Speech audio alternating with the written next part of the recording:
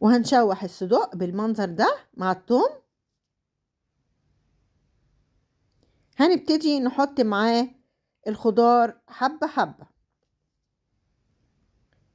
حطينا الطماطم اهو، وهنقلب وهنبتدي نحط الفلفل معاها.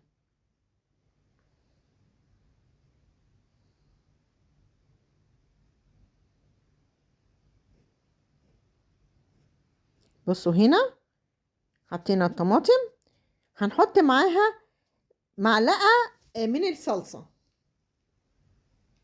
الصلصة بس بتعزز اللون والطعم. هنفضل نقلب كده تقليب مستمر، اوعي تسيبيه وتمشي لان ممكن يتلدع منك لان مفهوش مواد سايلة كتير. فاهمين قصدي؟ لازم نقلب كده واحنا واقفين قدامه. هنحط معاها بقى رشة ملح، طبعا ما